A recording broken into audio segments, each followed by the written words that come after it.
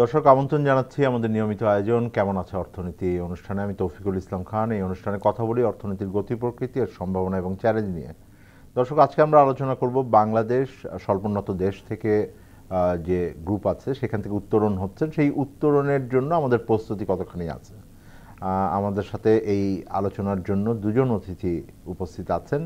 আমার সাথে আছেন ডক্টর আব্দুর রাজ্জাক, তিনি চেয়ারম্যান গবেষণা প্রতিষ্ঠান র্যাপিডের, এবং আমার সাথে আছেন ডক্টর মাহফুজ কবির, তিনি গবেষণা পরিচালক গবেষণা প্রতিষ্ঠান BIISS-এর। আপনাদের দুজনকেই ধন্যবাদ জানাচ্ছি। দর্শক, আলোচনা শুরু করবার আগে আমরা একটা ছোট প্রতিবেদন আছে বাংলাদেশ টেলিভিশনে, সেটা দেখে আসি।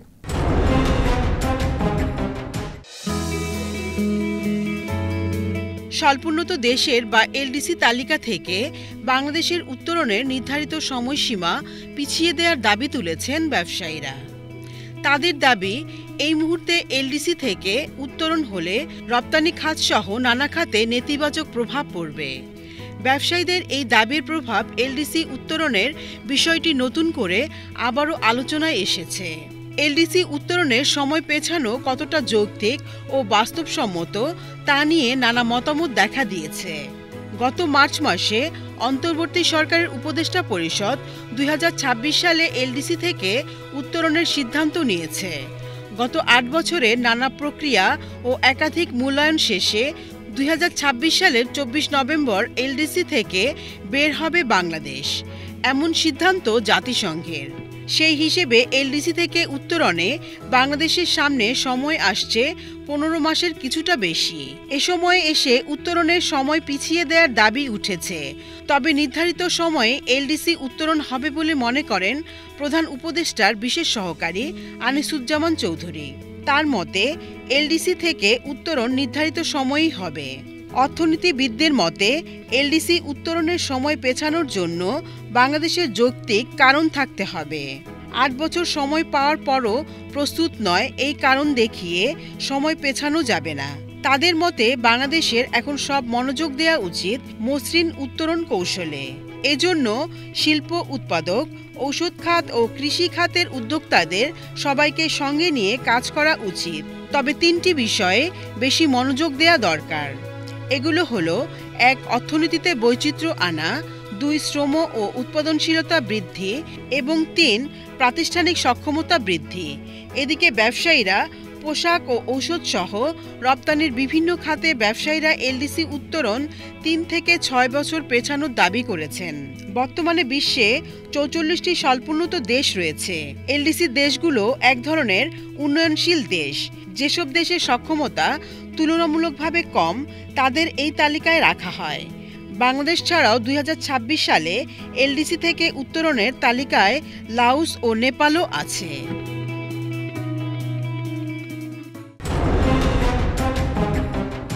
দর্শক, আপনার প্রতিবেদনটি দেখলেন। ডক্টর আব্দুর রাজ্জাক, আপনার কাছ থেকে আলোচনা শুরু করি। বাংলাদেশের সাধারণভাবে যদি আপনি বলেন যে প্রস্তুতিটা কতখানি আছে, কারণ আমরা যেটা জানি সেটা হলো 2026 সালের শেষে নভেম্বরে আমরা এই এলডিসি থেকে বের হয়ে আসব, এবং তারপরে আমাদের যেই এলডিসি দেশ হিসেবে আমাদের যে সুবিধাগুলো আছে সেই সুবিধাগুলোর অনেকগুলোই থাকবে না। হয়তো ইউরোপিয়ান ইউনিয়ন বা আমাদের প্রধান কিছু রপ্তানি বাজারে আমরা আরও 3 বছর শুল্কমুক্ত সুবিধা পাবো। অন্যান্য মেধাস্বত্বের জন্য আরও কিছুদিন আমাদের প্রস্তুতিমূলক সময় আছে, কিন্তু তা চিন্তা করলে আর হয়তো বছর 4, আমি যদি খুব বেশি করে বলি 4 বছর আমাদের জন্য যথেষ্ট সময় কিনা, যেন এই সুবিধাগুলো না থাকলেও বাংলাদেশের উন্নয়নের গতি অব্যাহত থাকে। 4 বছর সময় একদিকে থেকে চিন্তা করলে এটা যথেষ্ট সময়, কিন্তু আমাদের যে পুরনো রেকর্ড আছে যে বছরের পর বছর আমরা কোনো সংস্কার করতে চাই না, আমরা কোনো পরিবর্তন ওই অর্থে করতে চাই না, এবং পুরনো সমস্যা যে জিয়ে থাকে আমাদের দেশে দীর্ঘদিন যাবৎ, সে আলোকে চিন্তা করলে আমাদের বোধহয় হতাশ হওয়ার কারণ আছে যে আসলে আমরা যথেষ্ট প্রস্তুতি নিতে পারছি না। আমাদের এলডিসি গ্র্যাজুয়েশনের যে হবে এটা বেশ আগে থেকে জানা ছিল। হ্যাঁ, এখন আবার চেষ্টা তদবির করা হচ্ছে একটু অতিরিক্ত সময় পাওয়া যায় কিনা, এবং সেটা কতখানি সফলতা পাবে সেটা আমরা এই ব্যাপারে নিশ্চিত না। কিন্তু যেগুলো আমাদের কন্ট্রোলের মধ্যে ছিল, যে জায়গাগুলোতে আমরা একটু ভালো প্রস্তুতি নিতে পারতাম, সেটা কিন্তু আমরা আসলে দেখি না যে সেরকম। গত 7 বছরের তাহলে আপনি যদি একটু চিত্রটা বলেন যে আমরা করেছি কিনা, কারণ আমরা তো দেশ হিসেবে বিগত সরকার তো আতশবাজি করেছিল আমার মনে আছে। দেখুন, আগের সরকারের সময় যে ন্যারেটিভ যেটা ছিল যে বাংলাদেশ উন্নয়নের মহাসড়কে যাচ্ছে, আমরা অনেক ভালো করছি, সেই ব্যাপারটি ছিল। এবং এটার সঙ্গে তখন আমরা দেখেছি যে আমাদের ব্যবসায়ী মহলও মোটামুটি একটা যুক্ত ছিলেন, তারাও সেই ন্যারেটিভটা মেনে নিয়ে মনে হচ্ছিল যে হয়তো বাংলাদেশ কোনো রকম আর এলডিসি গ্র্যাজুয়েশন নিয়ে কোনো বাদ বিবাদ করবে না এবং গ্র্যাজুয়েশন আমাদের হবে। কিন্তু ওই সময় আমরা দেখেছি যে আসলে প্রস্তুতিটা নেওয়া হয় নাই। বিশেষ করে গত সরকারের সময় তো কঠিন সংস্কার বলতে যেগুলো, সেগুলো তো হয় নাই, সেগুলোকে ফেলে রাখা হয়েছে। এখন আমি যদি খুব খোলাসাভাবে বলি যে সংস্কার করার জায়গাগুলো কি, যেহেতু আমরা এলডিসি গ্র্যাজুয়েশন হওয়া মানে কতগুলো মার্কেটে আমরা যে এখন শুল্কমুক্ত সুবিধা পাই, এই শুল্কমুক্ত সুবিধাগুলো থাকবে না। মানে যদি আমি ধরি যে ইউরোপিয়ান ইউনিয়নের বাজারে এখানে আমরা এখন 0 ট্যারিফ দিয়ে ঢুকি, এলডিসি গ্র্যাজুয়েশনের পরে আপনি বলেছেন অলরেডি 3 বছর অতিরিক্ত সময় আছে, তারপরে এটা বেড়ে 12% হবে। তাহলে আমাদের মোকাবেলা করতে হবে যে এই যে 12% যে একটা অতিরিক্ত খরচ আমাদের উপরে বসবে, মানে আমাদের পণ্যের উপরে, এটা যদি আমরা অন্য জায়গায় দক্ষতা অর্জন করতে পারি তাহলে হয়তো আমরা সেই খরচটাকে কমিয়ে আবার সক্ষমতার দিকে ফিরে যেতে পারবো। যে অনেক সময় দেখা যায় যে গ্র্যাজুয়েশনের পরে যদি আমি বাণিজ্য সুবিধা রাখতে চাই তাহলে আমাকে বায়োল্যাটারালি, দ্বিপাক্ষিকভাবে বা আঞ্চলিকভাবে নেগোশিয়েট করে আমরা যেটাকে বলি যে মুক্ত বাণিজ্য অঞ্চলের সুবিধা নিতে পারি। মুক্ত বাণিজ্য অঞ্চল মানে হচ্ছে আমি একটা দেশ থেকে শুল্কের সুবিধা নিব, আমাকে আমার মার্কেটে সেই সুবিধা দিতে হবে। সমস্যা হচ্ছে এটা করতে হলে যে প্রস্তুতি দরকার, সেই প্রস্তুতি কি আমরা বাংলাদেশে তো আমরা লিবারালাইজ করতে চাই না। কারণ আমরা মনে করি যদি আমরা আমাদের বাজার খুলি, আমাদের সরকারের যে রাজস্ব আদায় হয় ইম্পোর্ট রেভিনিউ থেকে, সেটার বড় একটা অংশ চলে যাবে। তার মানে আমাদের যে এখন নির্ভরতা আছে, অতিরিক্ত নির্ভরতা আছে, যে বাণিজ্যের ট্যাক্সের উপরে সরকারের রেভিনিউ যে নির্ভরতা আছে, সেটাও তো আমরা কমাতে পারছি না। আচ্ছা, এই প্রসঙ্গে একটু ডক্টর মাহফুজ কবির আপনার কাছে আসি, যে বিভিন্ন ধরনের প্রস্তুতির জায়গা বললেন ডক্টর রাজ্জাক। একটা বড় বিষয় তো হলো যেটা বলছেন যে আমাদের রাজস্ব আদায় কমে যাবে, এই আশঙ্কাটা সরকারের পক্ষ থেকে থাকে। রাজস্ব আদায় তো খুব বাড়াতেও পারিনি এখন, সেইটা আরও কমে গেলে চিন্তার জায়গা থাকে কিনা, এবং রাজস্ব আদায় বাড়ানোর সবসময় লক্ষ্য থাকে আমরা পারি নাই। দ্বিতীয় আর একটা বিষয় হলো যে আমরা যেটাকে বলি যে কিছুটা বাজারকে সংরক্ষণ করা। আমার দেশেই উদ্যোক্তা যারা আছেন, এখানে জিনিস তৈরি হচ্ছে কম দামে, অন্য জায়গা থেকে আসলে আমরা এটাকে ম্যানেজ করতে পারবো না। আসলে সাধারণ মানুষের উপরে প্রভাব কেমন হতে পারে আসলে যদি আমরা বের হয়ে আসি, এবং সেইটাকে থেকে সাধারণ মানুষের প্রভাবকে প্রোটেক্ট করতে হলে আপনি কিভাবে দেখেন? যে আমি একজন শ্রমিক হিসেবে, আমি একজন ভোক্তা হিসেবে, আমি একজন সাধারণ মানুষের যে এই বিশেষ বিষয়গুলো বুঝি না, তার জন্য আসলে এটা কি মিন করে? এলডিসি গ্র্যাজুয়েশন হলে আমাদের মেইন যে প্রবলেমটা হবে সেটি তো আমাদের মার্কেট অ্যাক্সেস, যেটা আসলে ডক্টর রাজ্জাক মাত্র বললেন। এবং ইউরোপিয়ান ইউনিয়ন আমাদের সবচেয়ে বড় বাজার, এর পাশাপাশি যদি আমরা যুক্তরাজ্যের বাজারটা দেখি তাহলে প্রায় 55% আমাদের যে পণ্য রপ্তানি সেটি, এবং আরও বেশ কিছু বাজার আছে। যেমন যদি ভারতের বাজার ধরি, তারপর চীনের বাজার, বা ওইদিকে জাপান, দক্ষিণ কোরিয়া বা অস্ট্রেলিয়ার বাজার, হ্যাঁ, মধ্যপ্রাচ্যের বাজারও বাড়ছে। কিন্তু আসলে আমাদের মূল বাজার কিন্তু এগুলো। তো মানে ইউএসএ মার্কেটে আমরা আসলে ওই মানে এই যে হ্যাঁ সেটা আসলে আমাদের এই এলডিসি গ্র্যাজুয়েশনে তেমন একটা ইম্প্যাক্ট পড়বে না, কিন্তু কানাডার বাজার পড়বে। তো এরকম করে দেখা যাচ্ছে যে প্রায় 38টার মতো আর কি অর্থনীতি, তো সেখানে কিন্তু আমরা সুবিধাগুলো পাচ্ছি। তো সবগুলোতে আসলে আমাদের সেইভাবে আসলে আমাদের এক্সপোর্ট ভলিউম নেই। এখন এটার পরে যেটা ডক্টর রাজ্জাক বললেন যে আসলে আমাদের কিছু নীতিগত সংস্কার যেটা লাগবে, তো সেখানে আমাদের মূল জায়গাটা সেটা হচ্ছে যে কাস্টমস ডিউটির উপরে বা সাপ্লিমেন্টারি ডিউটি, এই দুটোর উপরে যে নির্ভরতা আছে আমাদের, তো সেইটা আসলে আমাদের একটা নীতিগত সিদ্ধান্ত নিতে হবে যে ওইটা করতে গেলে কিন্তু আসলে আমাদের মার্কেট ওপেন করে ফেলতে হবে।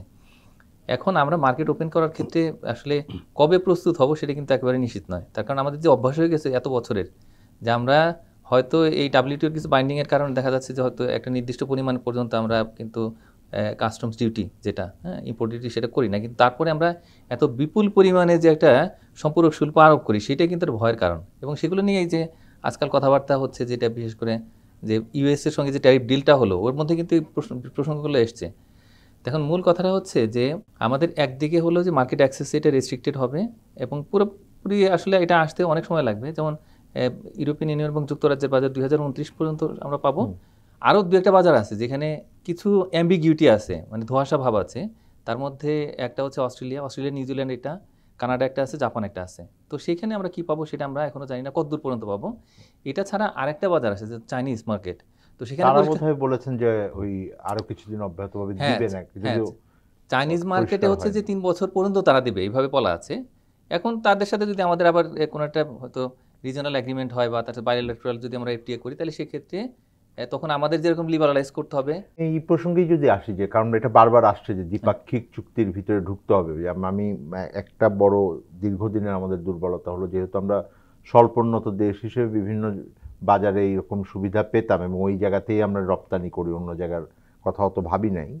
আমরা একটু উদাসীন ছিলাম যে এদের সাথে দ্বিপাক্ষিক বা আঞ্চলিকভাবে আমরা মানে বাজার সুবিধা আলোচনা করতে পারি কিনা, কোনো ধরনের বাণিজ্য চুক্তি করতে পারি কিনা।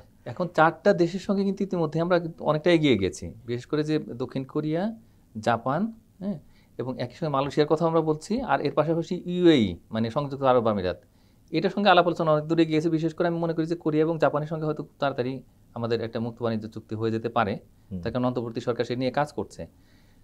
এখন আমাদের যে নেগোসিয়েশনের এক্সপিরিয়েন্স আসলে সেরকম কিন্তু নেই, মানে সেই অর্থে আসলে মুক্ত বাণিজ্য চুক্তি করার মতো আর কি দ্বিপক্ষীয়ভাবে আর কি এটা করার মতো কোনো অভিজ্ঞতাই নেই। আর আরেকটা হচ্ছে যে আমাদের কিছু কথাবার্তা কেউ কেউ স্বপ্ন দেখছিলেন যে ইউরোপিয়ান ইউনিয়নের সঙ্গে হয়তো কিছুটা হতে পারে, কিন্তু গত কয়েক বছর আগ পর্যন্ত আসলে এরকম কোনো চিন্তা ভাবনা তারা করছিলেন না, ইউরোপিয়ান ইউনিয়নের দিক থেকে এরকম চিন্তা ছিল না। এখন পরিবর্তিত পরিস্থিতি যদি হয়, বাংলাদেশ গভর্নমেন্ট যদি সেটা ইনিশিয়েট করতে চায়, হয়তো হলেও হতে পারে তাদের সঙ্গে। আমি যদি আপনাকে এই জায়গাটা একটু জানতে চাই, মানে এখন কি আমি বাংলাদেশের যে পরিস্থিতি তাতে এই ধরনের চুক্তিগুলো করলে কি আমার, ধরেন জাপানের সাথে আপনি বলছেন যে অনেক দূরে গিয়েছে, আমার কি মানে একই রকম আমাদেরও একেবারে শূন্য করে দিতে হবে, ওদেরও শূন্য, মানে সমান সমান হয়ে যাবে যে সুবিধাটা, নাকি আমি একটু ছোট অর্থনীতি, ছোট দেশ হিসেবে আমাকে একটু কম ছাড় দিতে হবে, ও একটু বেশি দিবে, এইরকম এটা আসলে নির্ভর করে, আলোচনার উপরে নির্ভর করে সবকিছুই। আমরা তো দেখলাম যে ইউএস যেহেতু বাংলাদেশে হয় নাই, আমি এই জন্য চিন্তা করলাম যে মানে সম্ভব কিনা। না, ইউএস এর সঙ্গে ট্যারিফ ডিল নিয়ে যেটা হলো, আমরা কিন্তু অনেক কিছু দেখতে পেয়েছি যে অ্যাটিটিউডের উপর অনেক কিছু ডিপেন্ড করে, এবং ফাইনাল মোমেন্টে গিয়ে যে যারা বিজনেসম্যান তারা নিজেরা কিছু ডিল করলেন প্রাইভেটলি, সেটা কিন্তু আমাদের নেগোসিয়েশনের ক্ষেত্রে ভালো হেল্প করেছে। তো এরকম অনেক কিছুই থাকে যে হয়তো 100% রেসিপ্রোকাল হয় না, তার কারণ একই রকম রেঞ্জে তো আমরা প্রোডাক্ট প্রডিউস করি না। সুতরাং আমাদের বুঝতে হবে যে আসলে তাদের সঙ্গে কিভাবে আমরা আসলে আলাপ আলোচনা করছি, তো সেটা একটা বড় বিষয়। তো এটা একটা বিষয়। আর হচ্ছে যে কোরিয়ার সঙ্গেও কিন্তু আমাদের মোটামুটি অনেকটাই এগিয়ে গেছে। তো আমি মনে করি যে এইভাবে কিন্তু আস্তে আস্তে এগোতে হবে, মানে সবসময় তো আসলে এই মুক্ত বাণিজ্যের যে সুবিধাগুলো পাচ্ছে অন্য দেশ, সেগুলো থেকে বাইরে থাকার কোনো সুযোগ নেই আমাদের, এবং এখনই একটা মোক্ষম সময়। আমি মনে করি যে এই এলডিসি গ্র্যাজুয়েশন সেটা একটা আমাদের জন্য এভিনিউ ওপেন করে দিয়েছে, যদিও অনেক বিতর্ক আছে যে আসলে এটা আমাদের জন্য অতটা ভালো ফলাফল নিয়ে আসবে কিনা, যে আমাদের যে বাণিজ্য সংগঠনগুলো তারা কিন্তু বিভিন্ন কথাবার্তা বলছে, দাবি করছে। তো আমি মনে করি যে এখন এই গ্র্যাজুয়েশনটাও তো বাস্তবতা, এবং এর পাশাপাশি এই ধাক্কায় যদি কিছু মুক্ত বাণিজ্য চুক্তি হয়ে যায়, তাহলে কিন্তু আমরা পরের স্টেজে আগাতে পারবো। আমি একটা ছোট বিরতিতে যাই, আপনাদের সাথে আলোচনায় ফিরবো। দর্শক, একটা ছোট বিরতিতে যাচ্ছি। আমরা আলোচনা করছিলাম বাংলাদেশের এলডিসি থেকে উত্তরণের প্রস্তুতি, সেই প্রস্তুতির ক্ষেত্রে বাংলাদেশ কতদূর এগোলো, আর কি কি করতে হবে, সেই আলোচনা শুনবো বিরতির পর। আমাদের সাথে থাকবেন।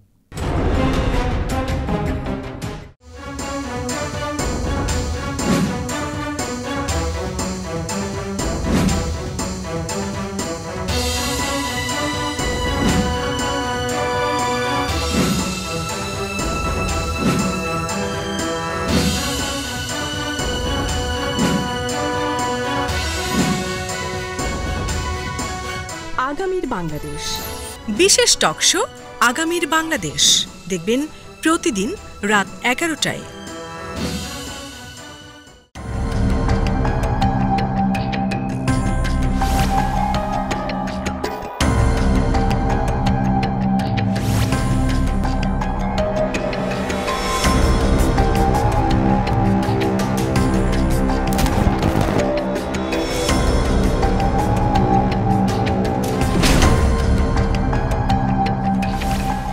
বিশেষ টক শো ফ্যাসিবাদের দিনলিপি দেখবেন প্রতি রবি থেকে বৃহস্পতিবার সন্ধে 6:30।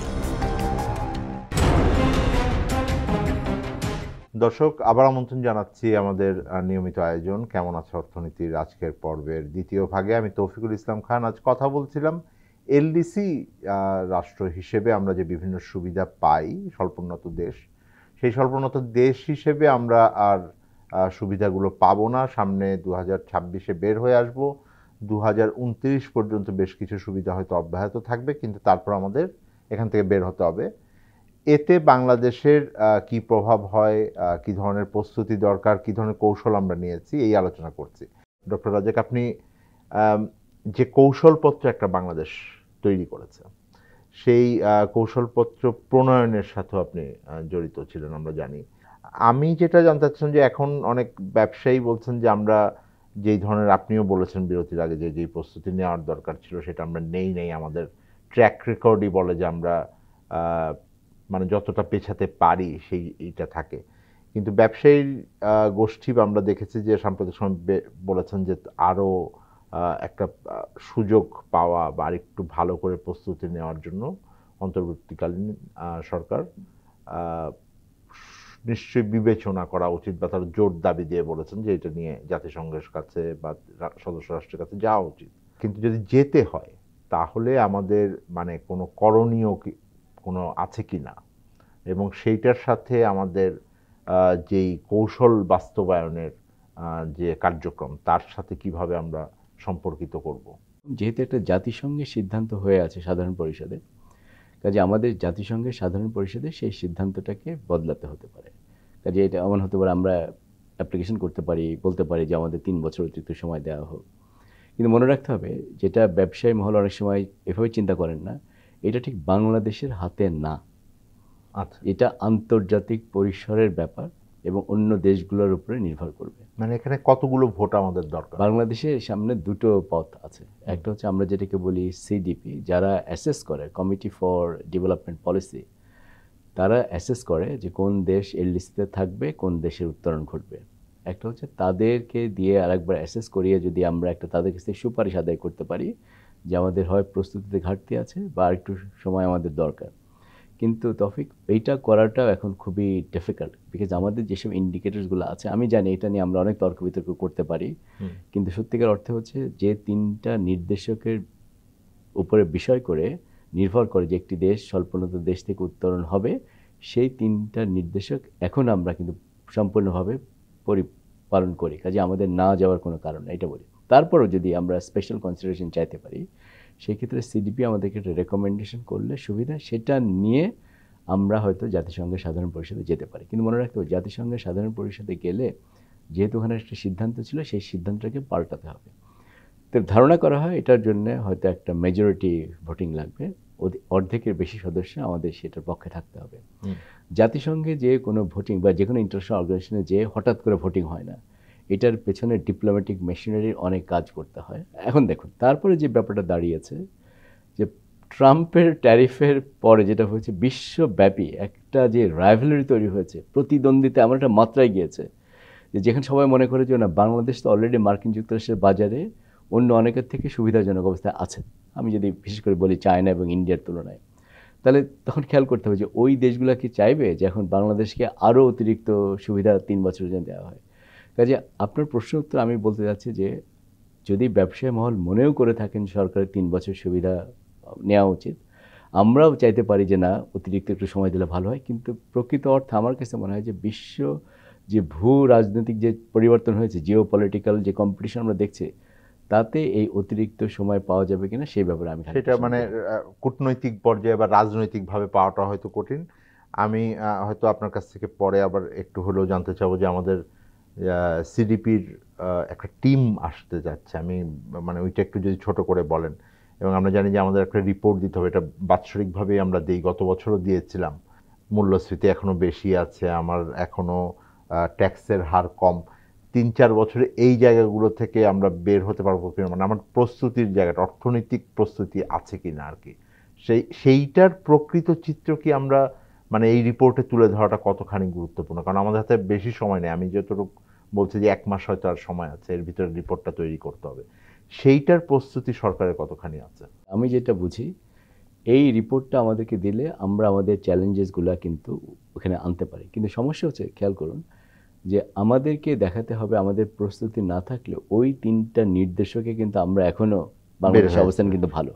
কাজে আমাদেরকে এমন কিছু বলতে হবে যদি আমরা অতিরিক্ত সময় পাই, যে কেন আমরা মনে করছি যে এলডিসি থেকে বের হয়ে গেলে আমাদের উপরে বড় মাত্রার একটা প্রতিঘাত আসতে পারে।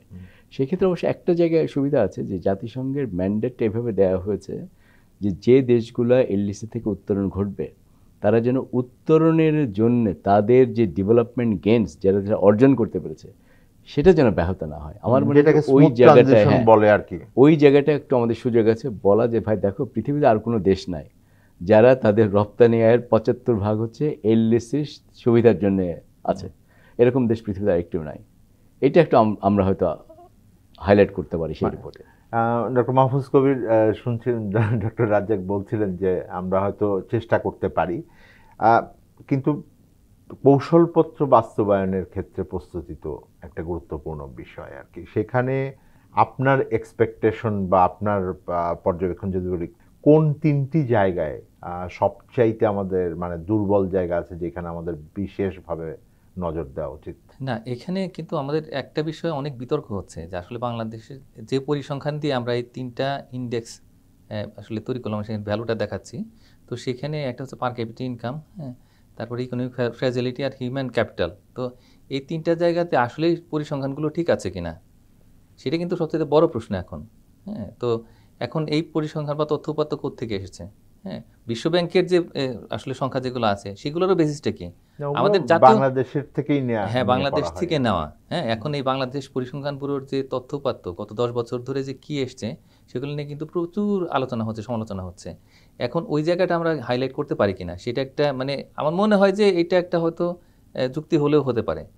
এখন ওইটা যদি না হয় তাহলে এখন আমরা স্ট্রাগল করছি কেন? মানে বাংলাদেশ যদি সত্যি সত্যি এটা খুব শক্ত অর্থনৈতিক ভিত্তির উপরে থাকে তাহলে এখন এই যেখানে হাত দেয় সেখানে সমস্যা কেন অর্থনীতিতে? তো এটা কিন্তু একটা যুক্তি হলেও হতে পারে, এটা একটা বিষয়। আর একটা বিষয় হচ্ছে যে যদি আমাদের বিশেষ করে আমাদের এক্সপোর্ট বেসটা যদি স্ট্রং হয়ে থাকে তাহলে সেক্ষেত্রে এই যে 15টা ব্যবসায়ী সংগঠন তারা একজোট হয়ে তারা কেন এইভাবে কথা বলছে, তারা চাচ্ছে কেন? হ্যাঁ, আগে যেটা হয়েছে আমাদের প্রথম অ্যাপ্লিকেশনটাই ছিল কিন্তু টপ ডাউন, তার কারণ যারা যে সমস্ত ব্যবসায়ীরা এটার পক্ষে ছিলেন তারা সবাই কিন্তু ক্ষমতার কেন্দ্রে ছিলেন, সুতরাং তারা সুবিধাভোগী বলেই কিন্তু তখন আর কোনো টু শব্দটা করেননি, তারা কিন্তু সাপোর্ট করছেন। সুতরাং এই যে টপ ডাউন অ্যাপ্রোচ যেটা ছিল এটা একবারে টোটালি একটা রং একটা প্রসিডিউর ছিল। আমার কাছে মনে হয় কি যে এখন যেহেতু ব্যবসায়ীরা বলছেন উচ্চস্বরে এবং তারা বারবার দাবি করছেন, তার মানে হলো যে এটি নিশ্চয়ই একটা বেসিস আছে। হ্যাঁ, এবং বিভিন্ন গবেষণা থেকে দেখা গেছে কি মানে এটাও WTO থেকে শুরু করে আমাদের ডক্টর রাজা তো অনেকগুলো গবেষণা করেছেন, তো সেখানে প্রত্যেকটা জায়গায় দেখা গেছে যে আমাদের যে এক্সপোর্ট আর্নিং সেটা কিন্তু মারাত্মকভাবে ব্যাহত হবে। তো সব মিলিয়ে মানে মূল কথাটা হচ্ছে যে প্রাইভেট সেক্টরই তো আসলে মেইন স্টেক হোল্ডার, তার কারণ তারাই এক্সপোর্ট করেন, সরকার কিন্তু এক্সপোর্ট করে না। সুতরাং এই বিষয়গুলো আমাদের বুঝতে হবে, তারা যেহেতু কনসার্ন এক্সপ্রেস করছেন তার মানে হলো যে এখন এই বিষয়গুলোকে কিন্তু উপস্থাপন করা যায়। ডক্টর রাজ্জাক, যেহেতু আপনি মানে যে দুটো বিষয়ের কথা বললেন ডক্টর মাহফুজ কবির, দুটো বিষয়েই আপনি কোনো না কোনোভাবে কমিটিতে আছেন। আপনার আগের কথাকে স্মরণ করেই বলছি যে হয়তো আমার কূটনৈতিকভাবে কঠিন হবে, সমর্থন পাওয়া কঠিন হবে, কিন্তু এবং আমরা হয়তো মানে মাপকাঠিতে বাইরে আছি। অর্থনৈতিক পরিস্থিতি, একটা বড় গোষ্ঠীর 15টা বড় ব্যবসায়ী সংগঠনের দাবি, এর ভিত্তিতে সরকারের পদক্ষেপের ব্যাপারে আপনি কি পরামর্শ দিবেন? প্রথমে আমি বলবো যে প্রাইভেট সেক্টর তারা এখন ডিমান্ড করছে যে তাদের অতিরিক্ত সময় লাগবে, তারা প্রস্তুত না। কিন্তু মনে রাখতে হবে যে প্রাইভেট সেক্টরের জন্য ওটা করাই তো রেশনাল, কারণ তারা দেখছে একটা ঝুঁকিপূর্ণ জায়গার মধ্যে তারা যাচ্ছে। আসলে ইম্প্যাক্ট কী হবে সেটা অন্য ব্যাপার, কিন্তু অবশ্যই প্রাইভেট সেক্টরের জায়গায় প্রাইভেট সেক্টর এই কথা বলবে।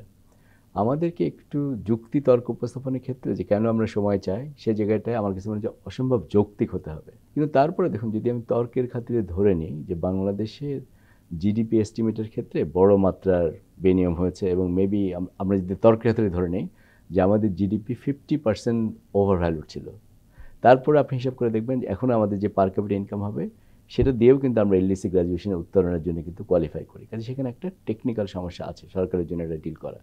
এটা হচ্ছে প্রথম ব্যাপার। দ্বিতীয় ব্যাপার হচ্ছে যে আপনি জাতিসংঘে যে আমরা যদি একটা মোশন উঠাই এবং এইটার পক্ষে যদি আমরা যদি এনাফ সাপোর্ট না পাই, এইটা আমাদের জন্য কতখানি ডিপ্লোম্যাটিক বিপর্যয় হবে সেটা কিন্তু বুঝতে হবে।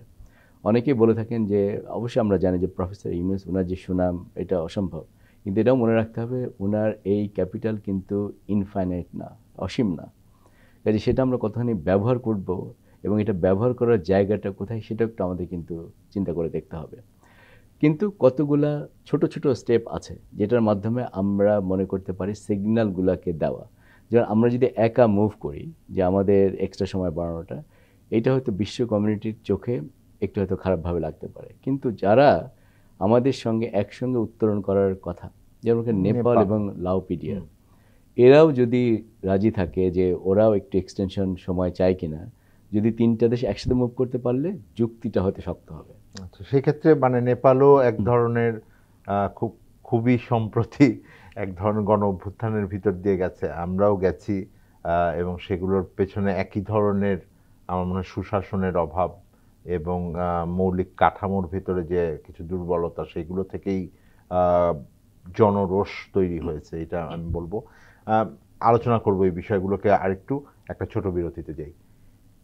দর্শক, আমরা একটা ছোট বিরতিতে যাচ্ছি, আলোচনায় ফিরবো, আমাদের সাথে থাকবেন। ডেঙ্গু থেকে সাবধান। ডেঙ্গুর লক্ষণসমূহ: তীব্র জ্বর এবং মাথা ব্যথা, চোখে ব্যথা হওয়া বা আলোর দিকে তাকাতে সমস্যা হওয়া, মাংসপেশি এবং হাড়ের সংযোগস্থলে।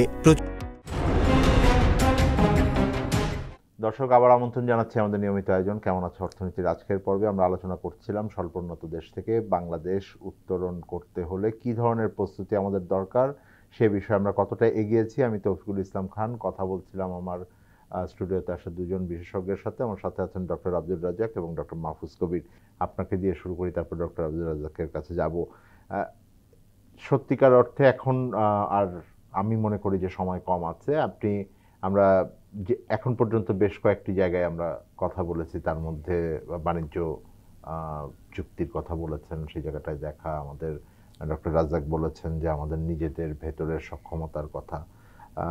আর কোন কোন বিষয়ে আমরা একটা তো আলোচনা করলাম যে পেছানোর জন্য টেকনিক্যাল কাজ করতে হবে, কূটনৈতিক প্রচেষ্টা থাকতে হবে, কিন্তু আর কোন কোন বিষয়ে আপনি মনে করেন যে এই অন্তর্বর্তীকালীন সরকারের মনোযোগ থাকা উচিত? এবং আমরা যেটা ধরে নিচ্ছি যে এরপর একটা নির্বাচিত সরকার আসবেন, তারা খুবই কম সময় পাবেন এখান থেকে বের হয়ে যাওয়ার আগে, তাদেরও খুবই অল্প দিনের ভিতরে প্রায়োরিটিগুলো কি হওয়া উচিত?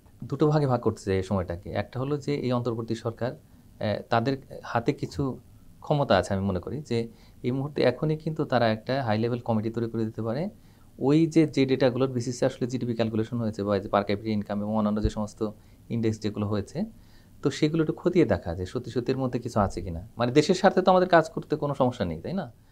তো সুতরাং এটা করলে যদি আমরা সেখান থেকে কিছু পাই, তাহলে কিন্তু আমাদের একেবারে একটা নৈতিক ভিত্তি দাঁড়িয়ে গেল যে না, আগের যে ডেভেলপমেন্ট ন্যারেটিভ যেটা ছিল সেটা ফুলানো ভাবানো, এটা অনেকেই জানেন বা বোঝেন, কিন্তু এর মধ্যে আসলে পরিসংখ্যানিক ভিত্তি কতটুকু আছে সেটা কিন্তু আমরা খুঁজে দেখতে পারি। এটা আমাদের জাতীয় স্বার্থেই প্রয়োজন, এটা একটা। আর হলো যে আসলে এই প্রস্তুতিটা কেমন ছিল, যে সমস্ত টাস্কফোর্সের রিপোর্টগুলো আমরা নিজে দেখেছি আর কি, ডক্টর রাজ্জাক ওইখানে উপস্থিত ছিলেন, তিনি কথাবার্তা বলেছেন, সেখানে শুধুমাত্র ফার্মাসিউটিক্যাল সেক্টরটা বাদে বাকি সবগুলো রিপোর্ট প্রেজেন্ট করেছেন কিন্তু একজন সচিব মন্ত্রণালয়ের, এবং সেখানে কিন্তু ব্যবসায়ীদের তেমন কোনো কথাবার্তা ছিল না। এখন আমরা যে তথ্যটা পাচ্ছি সেটা ব্যবসায়ীদের। সুতরাং এর মধ্যে তো নিশ্চয়ই কোনো একটা গ্রাউন্ডিং আছে, এটা একটা বিষয়। সুতরাং আমাদের মনে হয় কি যে আসলে এই যে নতুন যে পলিটিক্যাল গভর্নমেন্ট আসবেন ফেব্রুয়ারি ইলেকশনের পরে, তাদের কোর্টে আসলে বল দেওয়া উচিত না, এখনই কাজটা করতে হবে। তার কারণ এখন করলেই সেটার একটা মোটামুটি একটা নিরপেক্ষতা থাকবে। ফেব্রুয়ারি মার্চে গিয়ে একটা সরকার আসবেন করে প্রস্তুতি নিয়ে নভেম্বরে আমাদের বেরিয়ে যাওয়ার কথা, এটা হবে না। কারণ হচ্ছে যে এখন যে প্রতিবেদনটা দিতে হবে হ্যাঁ সিডিপির কাছে, তো এইটাই বরং কাজ করবে আসলে নেক্সট রাউন্ডে কোনো ডিসকাশনের জন্য। তো এবং যথেষ্ট ঝুঁকি আছে আমাদের, মানে এরপরের মনিটরিং রাউন্ডটা আমরা সময় পাবো না, এটাই আমাদের শেষ সময়। এখন যদি আমরা কিছু করতে চাই, সত্যি সত্যি আমাদের স্ট্যাটিস্টিক্যাল গ্রাউন্ডে কিছু ইনভেস্টিগেশন দরকার। হ্যাঁ, তো এবং সেটা করাটা খুব একটা কঠিন কাজ না, তাই আমি মনে করি সেটা করা যেতে পারে। আর একই সঙ্গে যে আমাদের এই মুহূর্তে যে আবার একটু দেখতে হবে আর কি, যে আসলে এই ডিপ্লোম্যাটিক ফেলিওরে হয়তো আমরা ধরে নিব যে সেখানে হয়তো ফেল করতে পারি আমরা, কিন্তু একটা বিষয় আছে ডিপ্লোম্যাসিতে, সেটা হচ্ছে যে যদি আমরা কিছু চাই তাহলে তাদেরকেও কিছু অফার করতে হয়, এবং সেই জায়গাতে বাংলাদেশ অনেক ক্ষেত্রেই সফল হয়েছে, আমরা অতীতে দেখতে পেয়েছি বিভিন্ন জায়গাতে, তো এবং ইউএন সিস্টেমের মধ্যে। তো সুতরাং এখন যেটা করেছে মানে জেনারেল অ্যাসেম্বলিতে যেটা হয়েছে, যে সিদ্ধান্তটা এসেছে, সেটা কিন্তু এই সিডিপির অ্যাপ্রুভালের পরে, এটা কিন্তু খুবই একটা জেনারেল কনসিকুয়েন্স। তাই আমি মনে করি যে এই জায়গাতে যদি আমরা কিছু কিছু সুবিধা আমাদের কি অফার করতে পারি, যেমন উনি কতগুলো গ্রুপের কথা বলছিলেন যে অন্য ডেভেলপিং কান্ট্রিজ বড় কিছু জোট, আমাদের কি অফার করার আছে তাদের থ্রু, মানে আসলে তাদের ভোটে জেতার এখন জন্য? এক্ষেত্রে সাউথ সাউথ কোঅপারেশনের কথাটা বলা হয়, এটা খুবই আমি মনে করি যে এটা যদিও বাজওয়ার্ড, কিন্তু এখানে অনেক কিছু থাকে। আমরা এই যে এই দক্ষিণের যে সহযোগিতা, সেটা আমাদের ট্রেডের সোর্সে বা যে কোনো ধরনের ইন্টারন্যাশনাল সাপোর্টের সিস্টেমের মধ্যে আমরা এই কাজগুলো করতে পারি। এগুলো ডিপ্লোমেটরা সবসময় এক্সারসাইজ করে থাকে। আমরা আমি মনে করি যে এই জায়গাতে কিছু করা হয়তো যেতে পারে। আচ্ছা, আমরা আলোচনার একদম শেষ সময় আছি। ডক্টর রাজ্জাক, আপনার কাছে যদি বলি যে যেহেতু একটা লম্বা কৌশলপত্র আছে, ওখানে আমার মনে হয় যে আমাদের অর্থনীতির স্বার্থে এটা আমাদের গ্র্যাজুয়েশন হচ্ছে কি হচ্ছে না তার বাইরে গিয়েও আমাদের আসলে সেগুলো হয়তো করার কথা উচিত বা চিন্তা করা উচিত ছিল, এরকম বিষয়গুলো আছে। সুতরাং এটা নিয়ে কেউ দ্বিমত করবেন না। আমি বরং ট্র্যাক রেকর্ডের কথা আপনি বলেছিলেন এই অনুষ্ঠানের শুরুতে, আমি সেই জায়গা থেকেই বলি যে যদি কিছু টাইম বাউন্ডভাবে আপনি আগামী 6 মাস যদি আমি ধরে নেই যে বা 5 মাস 6 মাস আছে এই সরকারের জন্য, তাদের জন্য আপনি যদি 2-3টা মেজর এরিয়া বলেন যেগুলো তাদের করে যাওয়া উচিত দায়িত্ব হস্তান্তরের আগে, এবং তারপরে যদি আমাকে বলেন যে নতুন সরকার এসেই আর প্রথম 2-3টা কি করতে পারেন, পেছাতে সময় পারবো কি পারবো না সেই আলোচনা ব্যতি রেখে। অবশ্যই আমি খুব স্পেসিফিক্যালি বলতে পারি, আমার কাছে বরং মনে হয় যে এলডিসি গ্র্যাজুয়েশন আমরা পিছিয়ে দিব কি দিব না, এই আলোচনাটা হচ্ছে আমাদের প্রস্তুতির যে মাত্রা, আমার একটা ভয় যে হয়তো সেই প্রস্তুতিটাকে ব্যাহত করছে, আমরা ক্ষতিগ্রস্ত হচ্ছে। এটা আমি সবসময় বলি। এখন আপনি আমাকে জানতে চাইছেন, আমি কংক্রিটলি 3-4টা জিনিস বলে যেতে চাই। আমি যেভাবে দেখি আমাদের টপ মোস্ট প্রায়োরিটি, আপনি আমাকে বলেন, সেই প্রায়োরিটিটা হচ্ছে ইউরোপিয়ান ইউনিয়নের সঙ্গে আমাদের জিএসপি প্লাসের নেগোসিয়েশনটা শুরু করে একটা জায়গায় দফারফা করা। আপনি জানেন যে ইউরোপিয়ান ইউনিয়ন আমরা এলডিসি থেকে বের হয়ে গেলে আমাদের 2029 পর্যন্ত সময় আছে, একই সুবিধা পাবো। তারপর আমরা জিএসপি প্লাসের জন্য অ্যাপ্লাই করতে পারি। নর্মালি জিএসপি প্লাস পেলে একটা দেশ, সেই দেশে গার্মেন্ট ইন্ডাস্ট্রি সুবিধা পায়। যেহেতু আমাদের গার্মেন্টসের সংক্ষেপে বললে শেয়ার ইউরোপের বাজার অনেক বেশি, আমরা ওই মার্কেটে জিএসপি প্লাস পেলেও গার্মেন্টসের সুবিধা পাওয়ার কথা না। কাজে এখানে একটা দর কষাকষির সুযোগ আছে ইউরোপিয়ান ইউনিয়নকে বলা যে ভাই তোমরা ওইটা একটু যদি ওয়েভার দাও, আমাদের জন্য একটু সুবিধা দাও, যে ওই প্রফেশনটা আমাদেরকে দাও, যে আমরা জিএসপি প্লাস পেলে আমরা গার্মেন্টসের ক্ষেত্রেও ডিউটি ফ্রি পাবো, তাহলে কিন্তু আমাদের বিশাল একটা বাজারে কিন্তু সে সমস্যা থাকলো না। তাহলে আমরা রেডি হলাম। তাহলে দেখেন ইউরোপিয়ান ইউনিয়নের বাজারে 50 ভাগ, সেখানে একই রকম থাকবে। যুক্তরাজ্যের বাজার আমাদের 10 ভাগ, এবং ওরা বলেছে যে তারা এটা কন্টিনিউ করবে। তাহলে 60% বাজারে আমার কোনো সমস্যা নাই। অস্ট্রেলিয়া বলেছে তারা বাংলাদেশকে একই সুবিধা কন্টিনিউ করবে। আমার মনে হয় যে ইউরোপিয়ান ইউনিয়ন যদি সুবিধাটা দেয়, এটা অনেক যেই আমার প্রধান বাজারগুলো আছে তারা অ্যালাইন করবে যুক্তরাষ্ট্রকে বাদ রেখে। হ্যাঁ, সো আমি এইটা একটা কংক্রিট একটা জিনিস যেখানে একদমই কাজ হচ্ছে না, এবং এখানে আমরা আমার কাছে মনে হয় যে প্রফেসর ইউনিসের ক্যাপিটালটাকে ব্যবহার করতে পারি, করে ইউরোপিয়ান ইউনিয়নের সঙ্গে এটাকে দ্রুত দফারফা করলে ইনভেস্টরও রাইট সিগন্যাল পাবে যে না, বাংলাদেশে ইউরোপের মার্কেটে তাদের অবস্থান অক্ষুণ্ণ থাকবে। এটা অত্যন্ত গুরুত্বপূর্ণ, 1 নম্বর। দ্বিতীয় হচ্ছে কতগুলো জায়গায় সক্ষমতা বাড়ানোটা আমি মনে করি লো হ্যাঙ্গিং ফ্রুট। যেমন আপনি জানেন যে সাভারে আমাদের যে লেদারের যে ইটিপি আছে, তাই না, ওখানে আমরা এখন সিইটিপিটা ঠিক করতে পারি নাই। ওইটা করতে পারলে আমাদের কিন্তু অনেক এক্সপোর্ট আইটেমস বিদেশের বাজারে কম্পেটিবল হবে। আপনাদের দর্শকদের জন্য বলা যে ওখানে যে পরিবেশে এবং যেভাবে পণ্য তৈরি করা হয়, এটা বিদেশে অনেক দেশ নিতে চান না। ওটা আমাদের মানে নিজের জন্য তো সত্যি, আমার নিজের নদী নষ্ট হচ্ছে। তাহলে আপনি দেখেন এটা তো একটা প্রস্তুতি ছিল। তো এইটা আমার কাছে বলেন, এখন আমাদের ইন্টারিম গভর্নমেন্ট, এইটা ওনারা কেন ফিক্স করতে পারবেন না? এটাকে আপনাকে 2 নম্বর একটা অপশন বললাম। থার্ড একটা অপশন হচ্ছে আমাদেরকে চিন্তা করতে হবে কোথায় আমরা খানিকটা কস্ট কমাতে পারি। সেটা আমার কাছে মনে হয় যে বন্দর ব্যবস্থাপনা একটা ভালো একটা জায়গা, যেখানে ওনারা চেষ্টা করছেন, কতখানি সফল হবেন আমি জানি না।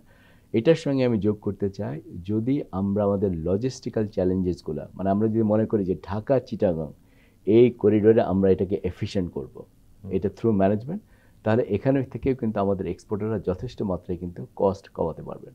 আপনি আমাকে যদি বলেন, আমি বলবো এই 4টা জায়গায় সরকারের সবচেয়ে প্রায়োরিটি বেসিসে মনোনিবেশ করা উচিত। তাহলে হবে কি আমাদের প্রস্তুতিটাকে আমরা অনেকখানি এগিয়ে নিতে পারবো।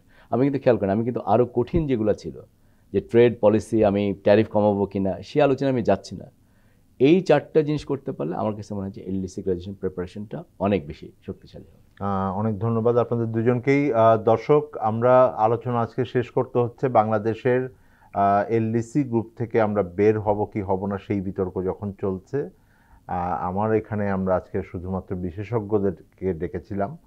তাদের মতামত যদি আমি ঠিকমতো বুঝতে পারি তাহলে যে তারা বলছেন যে এটাকে আমার কারিগরিভাবে দেখা উচিত, কূটনৈতিক প্রক্রিয়া করা যেতে পারে, সেইটার ব্যাপারে বিবেচনায় থাকা উচিত। কিন্তু গুরুত্বপূর্ণ, সবচাইতে গুরুত্বপূর্ণ জায়গা হলো যে এই গ্রুপ থেকে বের হয়ে আসার জন্য যে কৌশলপত্র তৈরি হয়েছে সেই কৌশলপত্রকে ধারণ করে কতগুলো প্রাধিকার জায়গাকে দিয়ে আমরা অতি সত্বর বাস্তবায়নে যেন মনোযোগটা দিই। আমরা ওই কাজটা করতে গিয়ে আমরা যেন আমাদের প্রস্তুতি যেটা আছে সেটাকে ব্যাহত না করি, এবং সেই জায়গাটা করবার জন্য আসলে সত্যিকার অর্থে যদি আমাকে জিজ্ঞেস করা হয়, আমি বলবো যে দুটো কাজ একসাথে চলমান রাখা খুবই সম্ভব।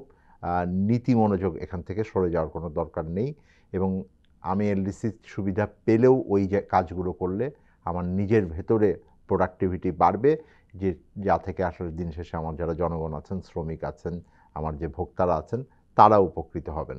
দর্শক, আমরা এই আলোচনা আরও হয়তো আবার সামনে করব, কারণ এটি একটি খুবই গুরুত্বপূর্ণ বিষয় বাংলাদেশের অর্থনীতির জন্য।